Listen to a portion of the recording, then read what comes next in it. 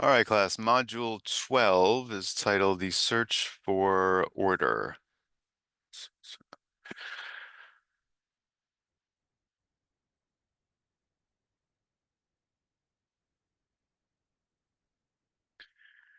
So early to mid 70s is kind of the time frame that this unit covers.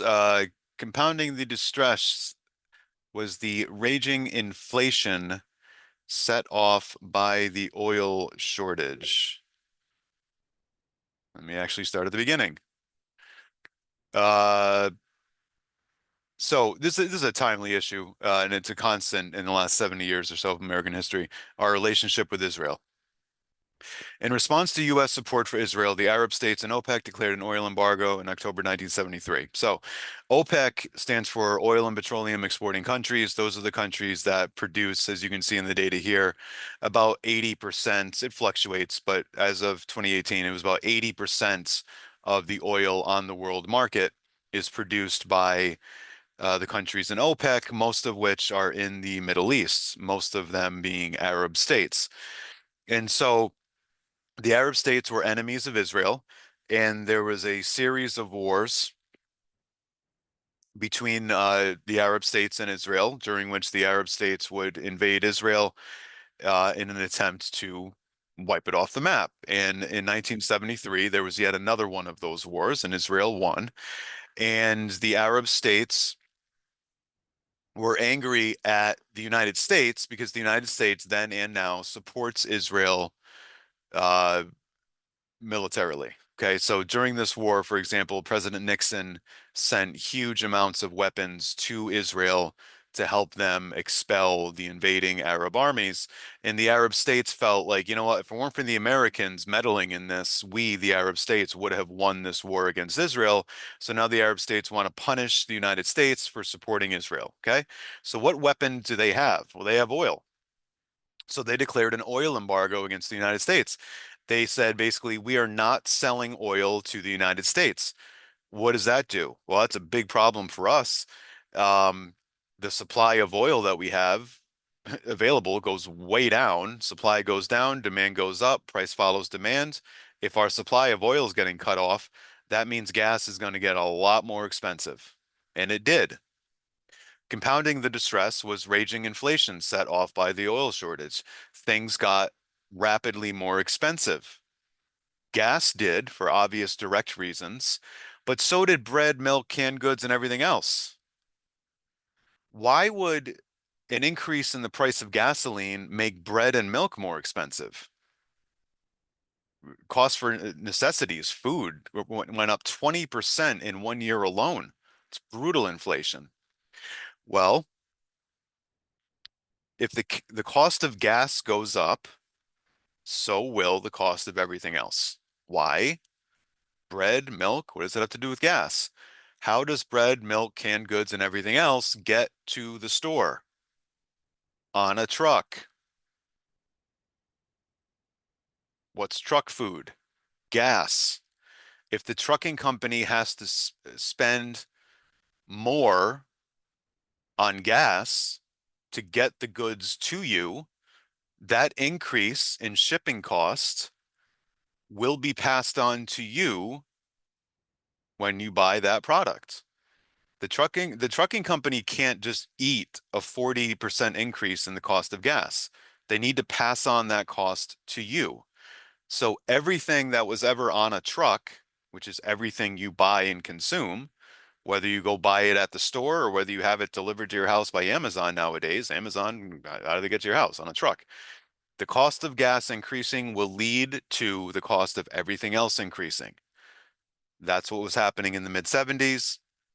That's what was happening in 2021, 2022.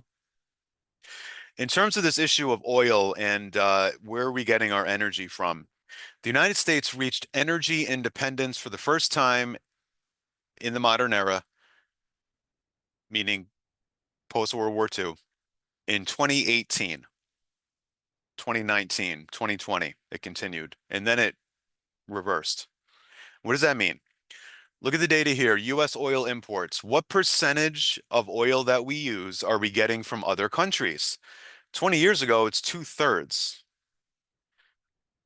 In the first Trump administration, it got all the way down to 11%.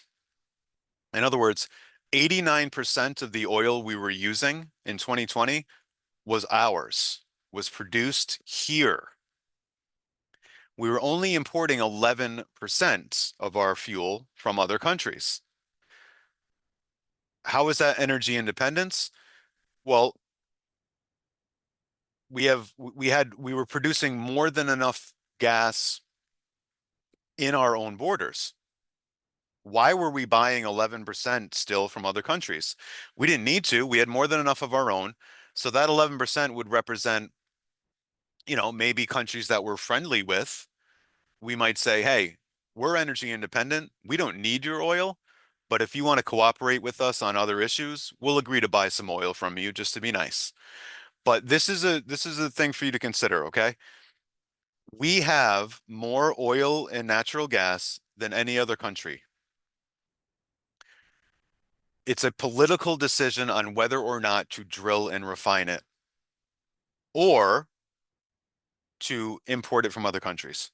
In the first day of the Biden administration, this is Joe Biden in the very first day of the administration in 2021, he's signing executive orders. And on the very first day, he's signing executive orders to shut down drilling, leasing pipelines in this country. Okay. His position was that this was necessary to protect the environment. Okay. But if we're not using our own oil, we need to import it from someone else. And that creates a vulnerability because what if the countries that we're buying oil from get mad at us for some reason and decide to stop selling us oil? Because that happened in the 70s and that didn't go very well. So it's a political decision, it's an economic decision, it's an environmental decision, it's a national security decision. Do we want to rely on other countries for our fuel, or do we want to produce more than what we need within our own borders? It's a decision. We can go either way.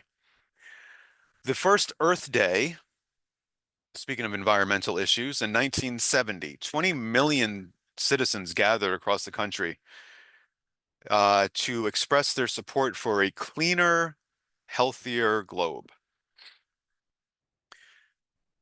That's a huge number of people, 20 million. At the time, that's about 10% of the population. So imagine today, that'd be the equivalent of about 34 million people.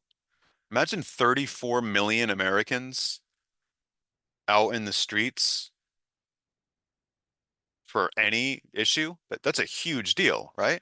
So there's this awakening in the importance of protecting the environment during this period. And President Nixon responds by signing different laws, clean air, occupational health and safety, water pollution control, endangered species, and created the EPA, the Environmental Protection Agency. So a brand new federal agency to kind of regulate and control pollution and have standards for clean air and clean water. So there's this kind of awakening of the modern environmental movement that continues to this day with, concerns about renewable energy and so on and so forth. The economy is transforming during this period, and this continues to this day. Its transformation continues to this day, as they say. The United States began to produce fewer automobiles, so our manufacturing sector starts shrinking, and that continues to this day. There are fewer and fewer manufacturing jobs in this country, and they are being replaced with more service-oriented jobs. White-collar jobs is another term for it.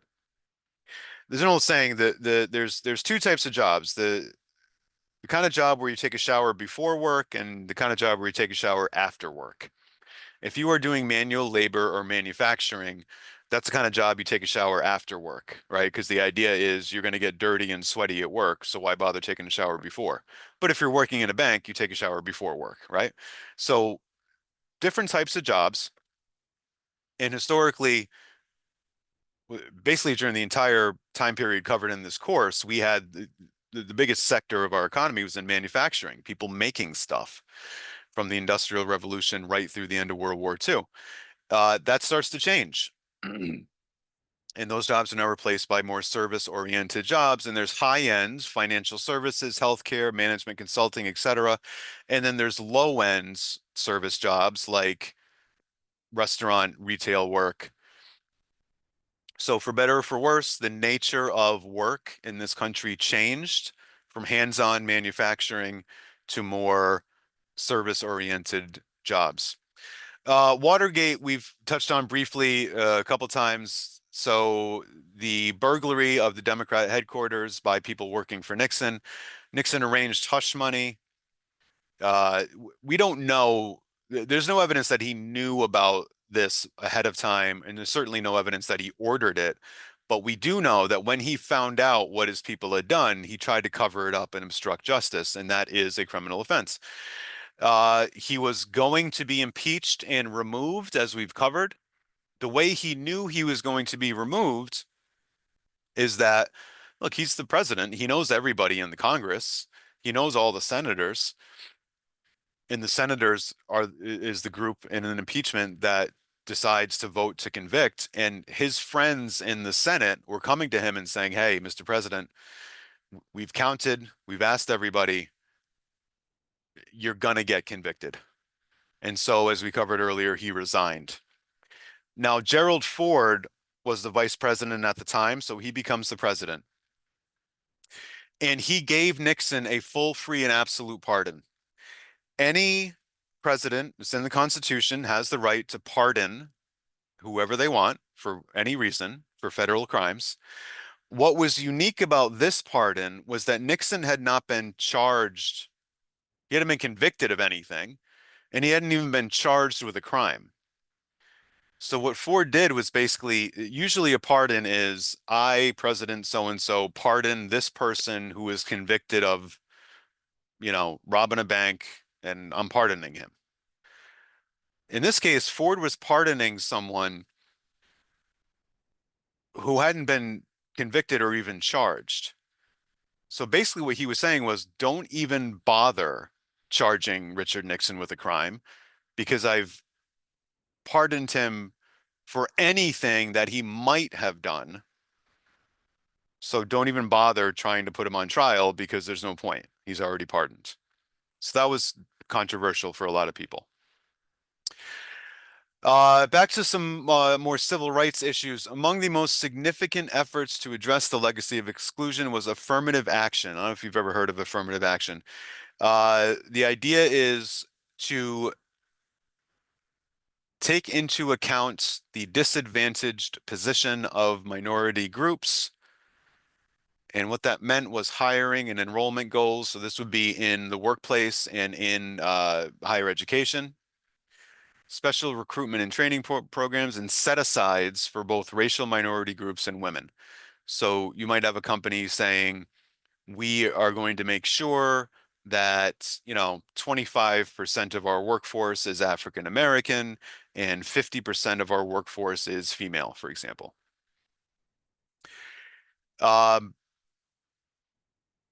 There is a connection here with the failure to pay reparations after the Civil War from a certain point of view. We covered that.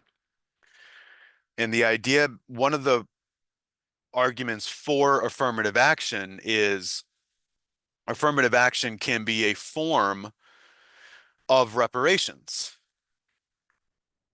It can be a way to try to make up for some of the past crimes committed against African Americans, for example, by making sure that there are certain percentages of African Americans in, certain workplaces and certain schools, whatever else.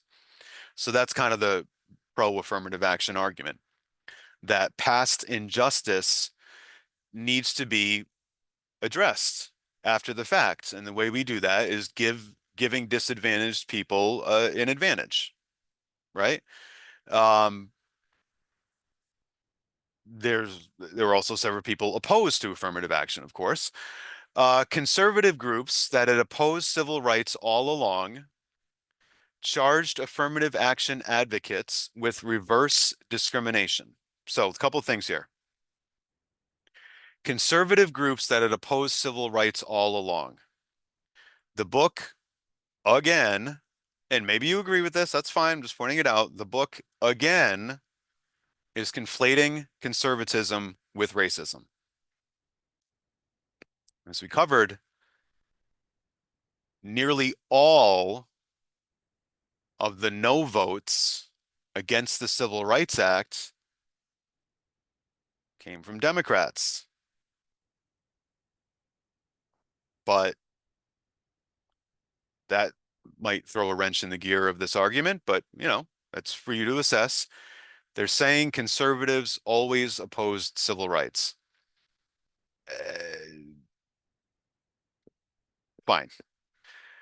Uh, that's a take. You may agree with that take. That's fine. It's debatable, shall we say.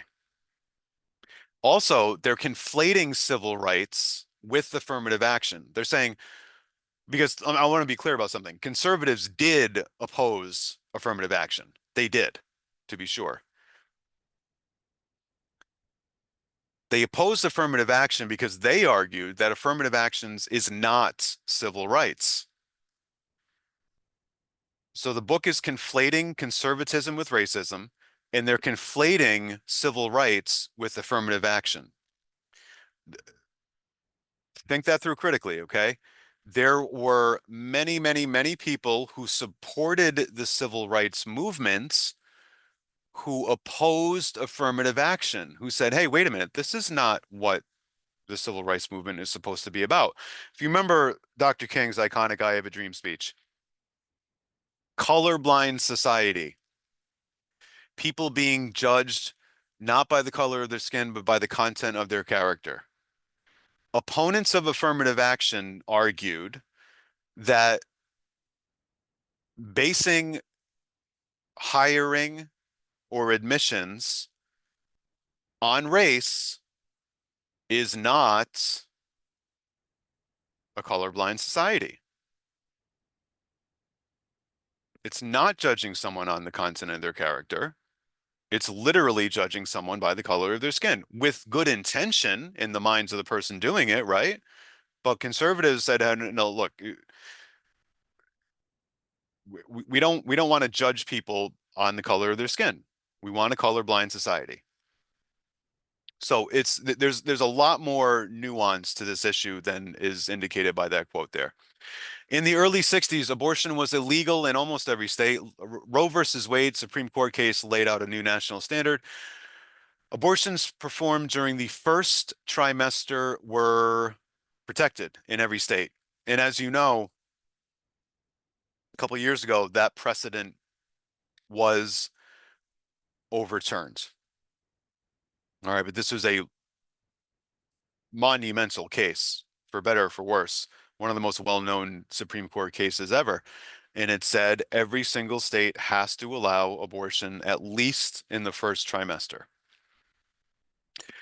Many Americans, back to the continuation of the feminist movement, many Americans worried that the sexual revolution threatened marriage itself. We talked briefly about the sexual revolution in the last unit. But what defined a healthy marriage in an age of rising divorce rates? We talked about that. Changing sexual values, we've talked about that. Certain taboos basically disappeared, for better or for worse. And feminist critiques of the nuclear family. There's a famous quote from a feminist during this period that a woman needs a man like a fish needs a bicycle. That's pretty good, right? How does a fish need a bicycle? It doesn't. A fish has no use for a bicycle. And therefore, according to this point of view, a man is just as useless to a woman as a bicycle is to a fish. I love this sign. End human sacrifice, don't get married. Washing diapers is not fulfilling. This is in the age of cloth diapers before disposable diapers. So, I have, I told you I have three young kids and they're all out of diapers now, but in the last 10 years, have changed, I don't know, a couple thousand diapers, easy. And yes, I agree with this woman. It's not fulfilling. It's gross. But you know what? Changing diapers is not the centerpiece of having children. Changing diapers, not fulfilling, correct. Having children, the most fulfilling thing in the world. So, but there is this critique, right? And look at this other sign, divorce insurance for housewives, talking about divorce, or knock out poverty and dependency. The dependency issue is important for you to consider. And this is why the feminist movement was so focused on and very successful at opening up the workplace and more and better positions in the workplace to women so that women could be economically independent and therefore able to, if necessary, escape an abusive marriage and not be held hostage because they wouldn't be able to support themselves independently, right? So that's an important thing for you to consider. All right, so moving on, the beginnings of the modern conservative movement is explained by the text as a three-legged stool. There's three main platforms for modern conservatism, according to the textbook. Anti-communism, in terms of foreign affairs, right? We don't want communism spreading. Free market economics. Yeah, conservatives are more into capitalism than socialism, to be sure. And religious traditionalism. What you see here in this protest is there was a Supreme Court case in the 60s, I believe, that said public schools cannot have prayer because that violates the First Amendment separation of church and state. This might surprise you, but for all of American history, public schools, they had prayer in public schools. So in the same way that, you know, where you went to high school, maybe they recited the Pledge of Allegiance over the loudspeaker, they would have prayers. And now for people of your age and my age, it was like, whoa, really? That's crazy. Like, you can't do that, right? Well, you used to be able to do that. And then the Supreme Court decided that was a violation. That was the government intruding into religion. And so some conservatives were opposed to that ruling, of course. Uh, Religious and free market conservatives joined with traditional anti-communist hardliners. So that's just reiterating what they said in the last uh, quote there. So who else joined this conservative movement? Religious and free market conservatives, anti-communists, along with whites opposed to black civil rights, affirmative action, and busing. Okay, this is getting a little repetitive. Once again, the book is conflating conservatism with racism, right? Who's joining the conservative movement? Whites opposed to black civil rights, affirmative action. So once again, conflating civil rights with affirmative action. Those are not the same thing in the minds of some people. And busing. So they're conflating all those things. The civil rights movement, which we covered earlier, affirmative action, which we just talked about, which in the minds of some people is not the same thing as civil rights. In the minds of some people, of course, it is. And busing. We haven't talked about busing yet. Let me give you a quick synopsis on this. We talked about desegregating the schools with Brown versus Board of Education. We've also talked about de facto segregation, which is the reality that, especially in the North, most big cities are segregated de facto, not by law, but by fact. We talked about that, right? So what's the busing thing about? Uh, in the 70s, many liberals advocated for this busing program. And the most infamous example was in Boston. Boston is a very segregated city, right? De facto segregated. So in Boston, here's what they did. They looked at the different schools in different parts of Boston and they realized, wow, Boston's very segregated and we want integrated schools. Okay. How do you do that?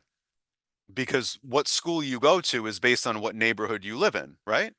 Okay.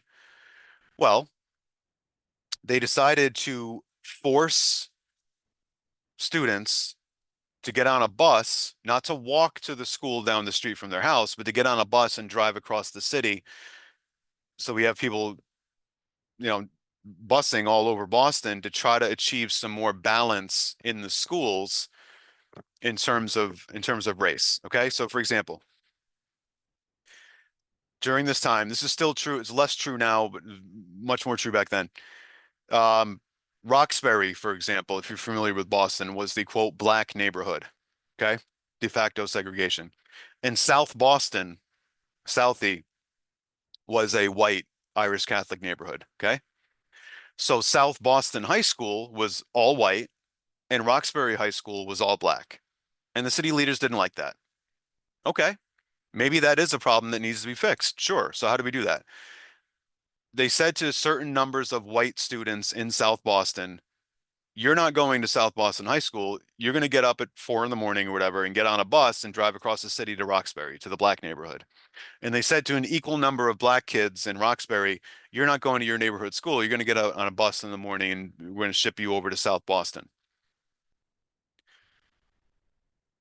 So the intention was to force white and black students to mix it, to mix, right? And you could say that's a good intention, to be sure. But when it was implemented, what happened? Uh, people were not happy with this, black or white, in many cases. Okay, so in many cases, you had black kids being put onto buses, sent into a white neighborhood, and white kids being put onto buses and sent into a black neighborhood in order to integrate the schools more thoroughly. What happens? The black kids going into South Boston got beat up. The white kids going into Roxbury got beat up. And the parents and the students, generally speaking, were not happy with this at all. And they looked at it like the government interfering with their day-to-day life, forcing them to do things under the idea of the government, saying, hey, trust us, this is good for you, and ignoring what the parents were saying, which was, we don't want our kids to get beat up. And why are you telling us we can't go to our neighborhood school where we're the most comfortable? You're like experimenting on us. And they were further upset by the fact. So that, for example, one of the big drivers of this was Teddy Kennedy, the last remaining Kennedy brother, who's a senator from Massachusetts. And some people pointed out that Teddy Kennedy is very interested in forcing people to get on buses and go to schools that they didn't want to go to, because that would make Teddy Kennedy feel better about himself, while his children went to elite all white private schools. So a lot of people didn't appreciate that. And so look, a lot of people liked the idea of forced integration through busing. They said it was a good intention. Okay. I just want to point out a lot of people really didn't like it. And so again, to conflate civil rights with busing, you could be 100% on board with the civil rights movement and also say, yeah, but busing, no, no, no, that's not civil rights. That's you experimenting on us. That's you forcing us to move into different areas against our will as some kind of social experiment. And we don't consider that to be the same thing as, for example, the traditional civil rights movement. So a lot of variables there, right? Um, the Soviet Union invaded Afghanistan and to basically install a friendly communist government. Afghanistan was on the border of the Soviet Union. And President Carter at the time declared that we would boycott the Olympics in Moscow. We talked in a couple earlier units about sports and the importance of sports in our culture, and when sports and politics mix, and when should they mix, and when shouldn't they mix. Um, Look, the idea behind the Olympics going back thousands of years to the ancient Greeks is that different in ancient Greece, it was just different Greek city-states, and now it's the whole world, but it's the same principle, which goes like this. Different countries may fight, but what the Olympics is about is saying, you know what? We might not like each other, but every 4 years, every 2 years now. Let's put our differences aside and get together and peacefully compete in sports because that's important, right? Let's do that. This isn't about politics. This is about friendly competition. And another thing I would ask you to consider, the American president says to American athletes, you're not competing in the Olympics because we're mad at the government of the country that's hosting the Olympics. Okay, who does that punish? Does that punish the Soviet regime? Does that punish the Communist Party in Moscow? Or does that punish young Americans who have spent their entire lives chasing the dream of being able to compete in the Olympics, and then their own president says, yeah, you can't because politics. And so this is a constant thing with sports, right? I believe last year, the Olympics were in Paris, if I am not mistaken, 2024. And I believe Russia was not allowed to compete in the Olympics last year because people were angry about the war in Ukraine.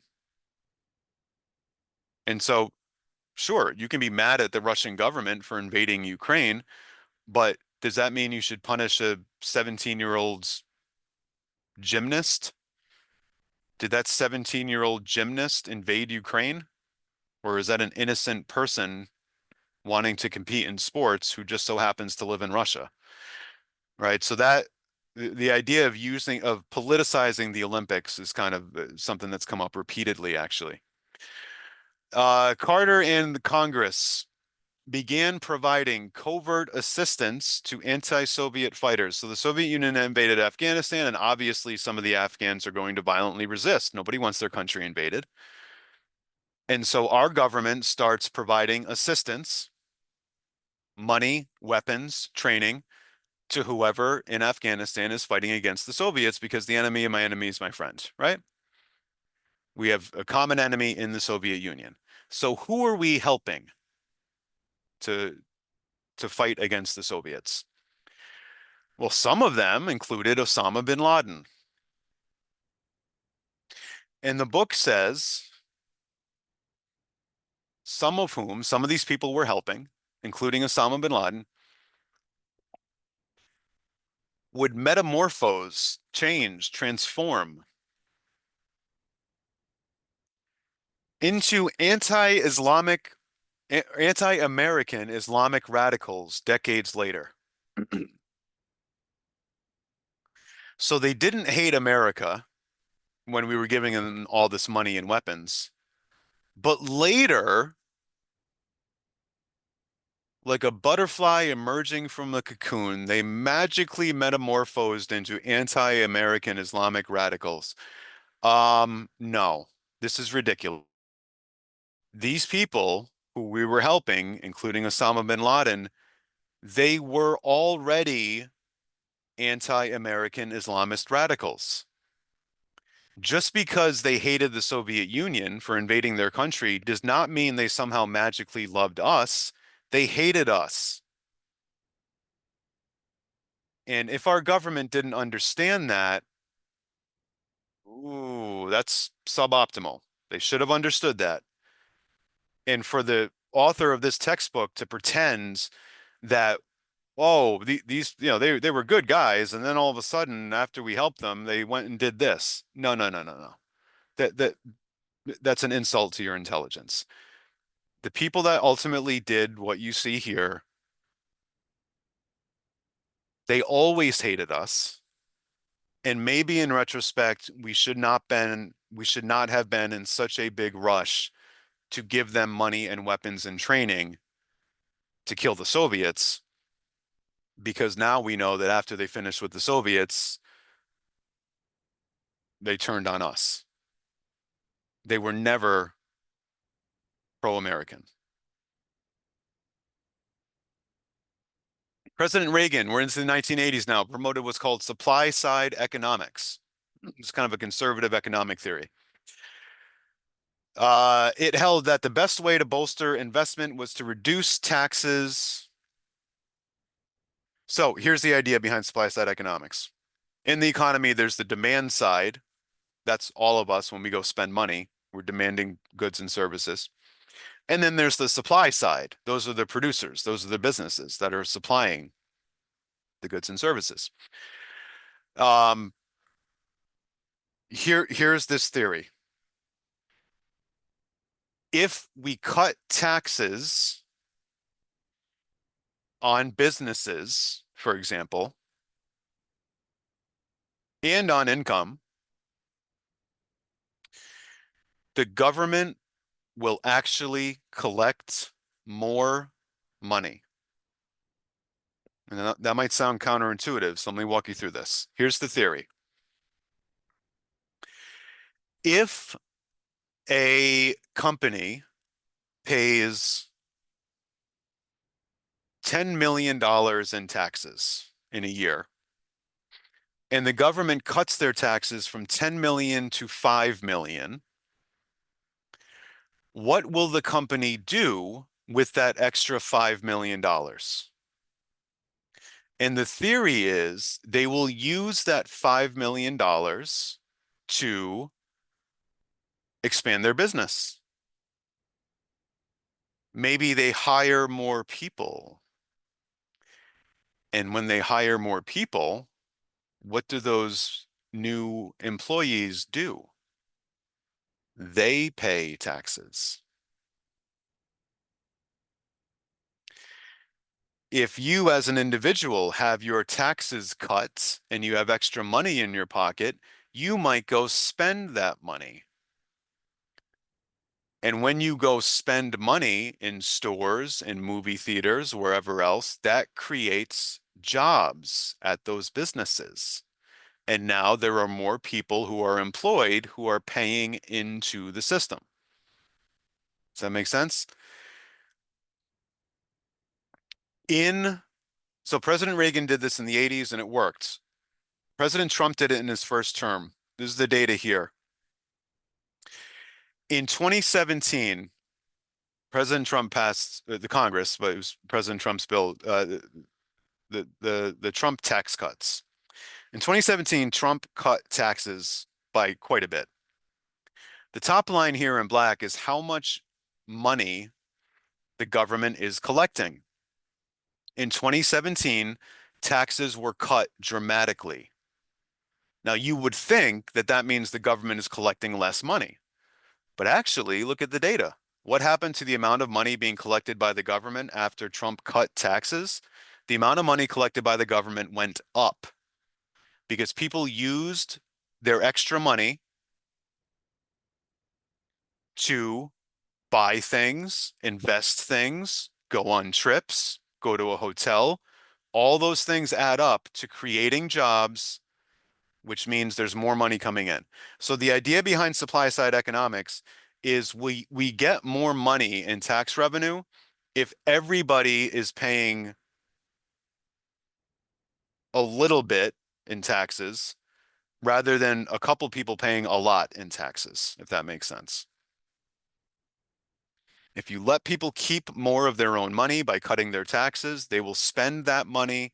And by doing so, that will create more jobs, which will lead to more taxes being collected. So everybody as an individual pays less, but as a country, we actually collect more. The book says supply side economics was based on a long discredited idea. Supply side economics was not based on a long discredited idea. I just showed you the data. It's right in front of your face. The idea that you can cut tax rates and actually collect more money, that's not a discredited idea. The data is staring at you in the face. It's right there. Don't take my word for it. Look at the data.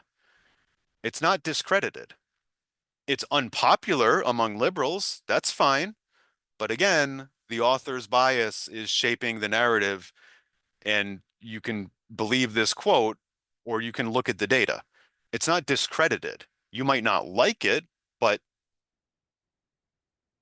it I mean, there's data to prove that it has worked. It worked in the 1980s and it worked 6, 7 years ago. Election of 1984. Fortunately for Reagan, the economy had recovered.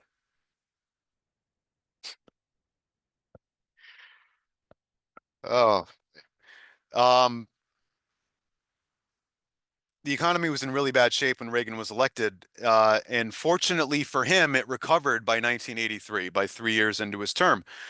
Boy, that's strange because the same author just informed us that his economic theories were long discredited, but somehow he implemented them and the economy recovered. I'm having a hard time following that. That almost seems like an absurd contradiction. His ideas were long discredited, and also his ideas led to the economy recovering.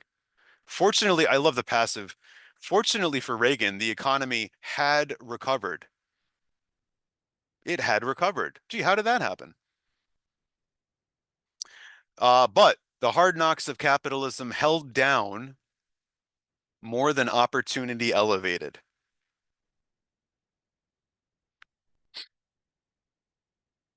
Let's look at the poverty rate on that chart at the bottom there, the orange line.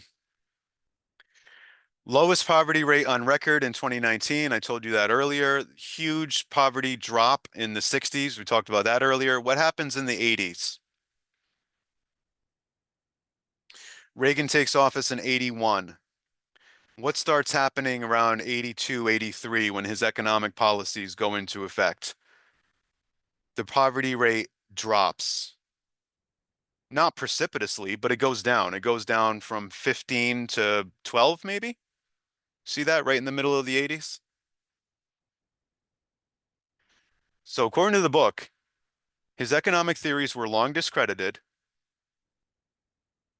but they led to the economy recovering somehow. But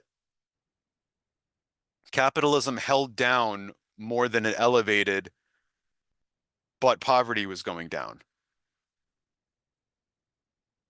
So if you can follow that, um,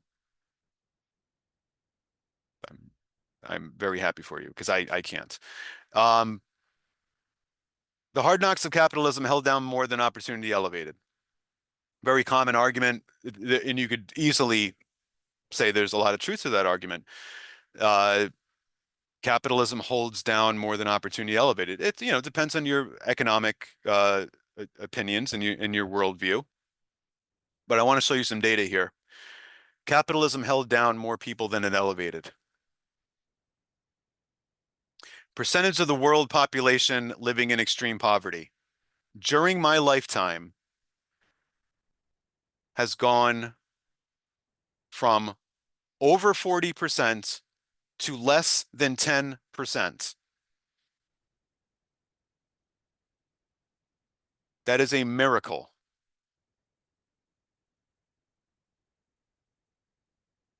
When I was born, there were more than 4 times as many human beings living in abject poverty as there are today. There has never been less abject poverty in the history of this planet. That's good.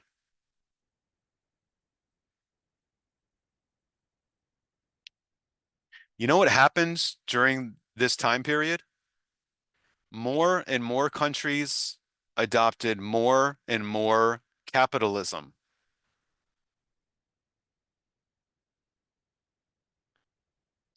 Is capitalism perfect? No. Are there major flaws in capitalism? Yes. Did capitalism hold down more than opportunity elevated? The more capitalistic the world has become, it has become less poor than at any point in human history.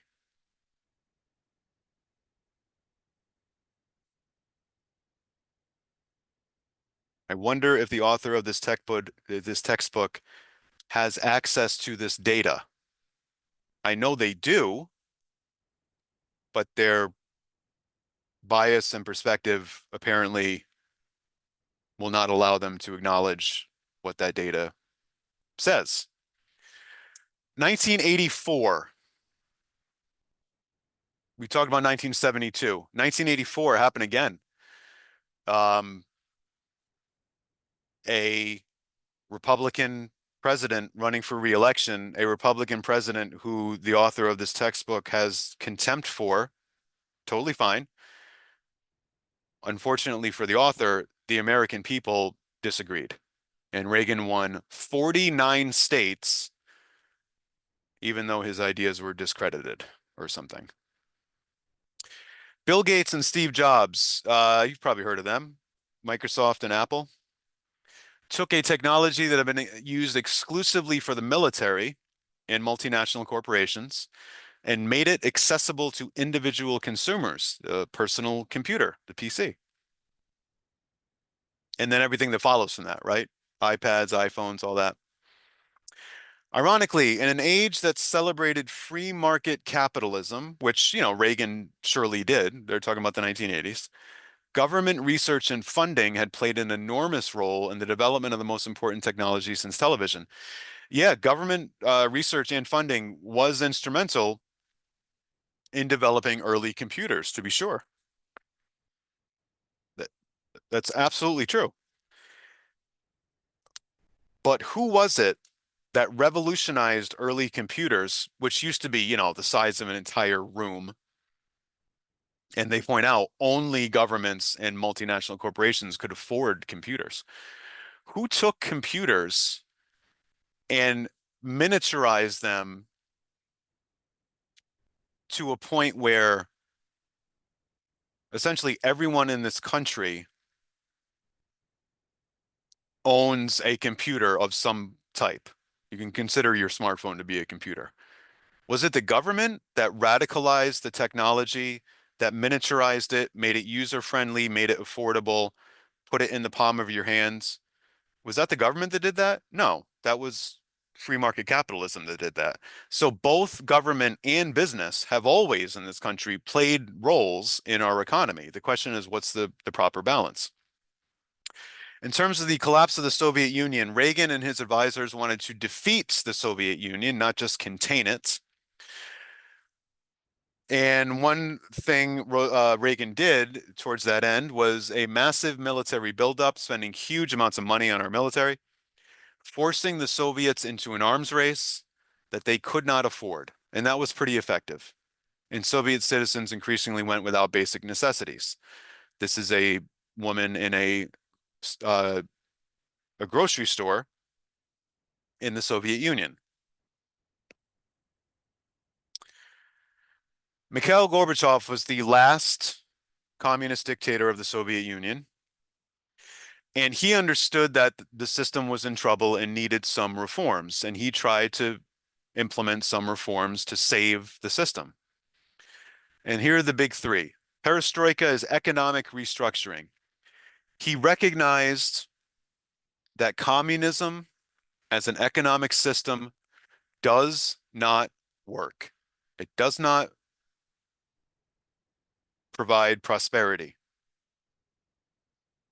This is a supermarket in a communist country.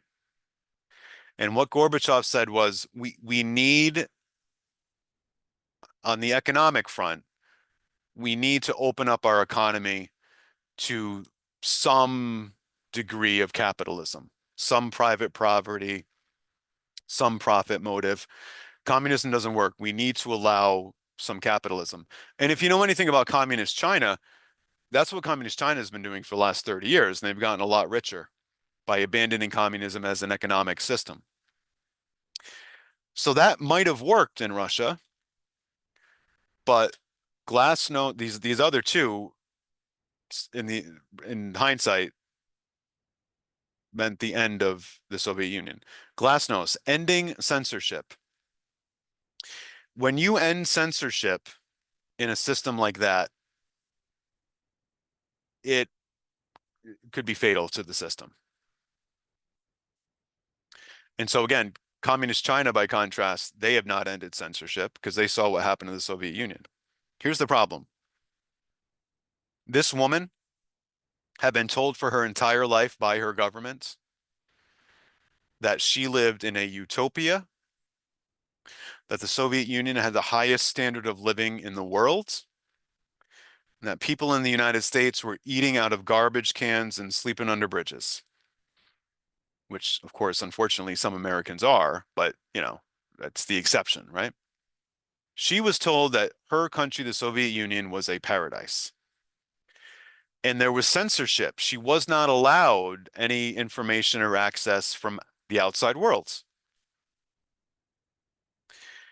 When you end censorship in a system like that, and the people that live under that system can see how other people live,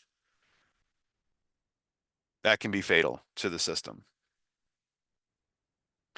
Imagine if this woman, when censorship ended in the Soviet Union, imagine if she saw on TV, well, she wouldn't have a TV, but let's pretend she did.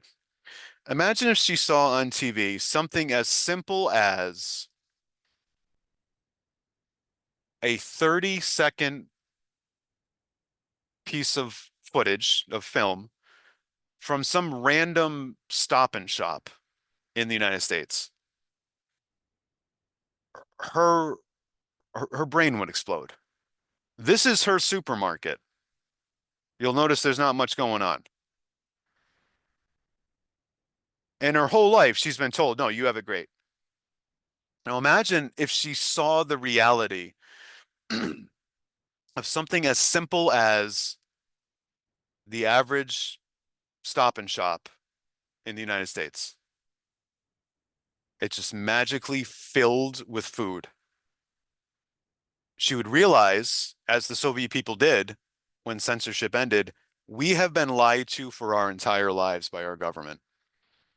And so there's no confidence in the system anymore. Repudiation of force behind the Iron Curtain. We covered earlier in the course briefly what happened when the people of Hungary, for example, rose up against the Soviet Union and wanted their soldiers to leave.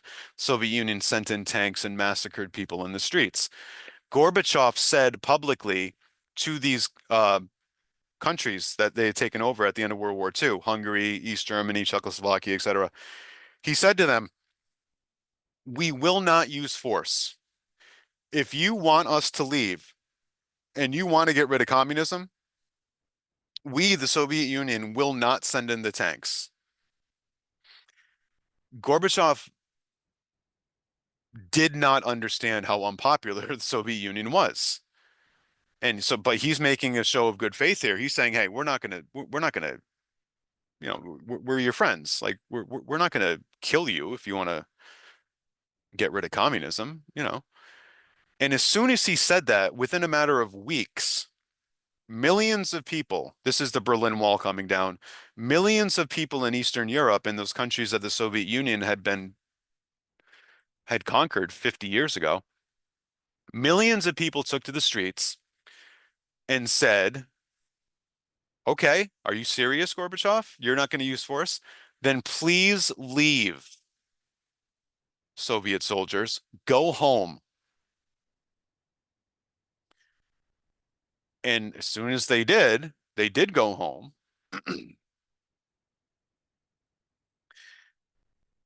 All of these countries, not some of them, all of them said to the Soviet Union, "Take your people out of here. They've been here 50 years. We never wanted them here. Please go home. And then we will have elections and we will all get rid of communism because we hate communism." On this map, I know it's a little bit blurry, but the the satellite states in Eastern Europe, those are those states that the Soviet Union never retreated from after World War II. East Germany, Poland, etc. They all got their independence and rejected communism. Then it went even further. Then the Soviet Union itself broke apart. Now, on this map, you can see that there were 15 republics in the Soviet Union, 15 states, basically. Now, Russia is by far the biggest one, right? It's like 80% of the country. But there were 15 republics in the Soviet Union. These are not other countries that the Soviet Union occupied after World War II. This was all one country.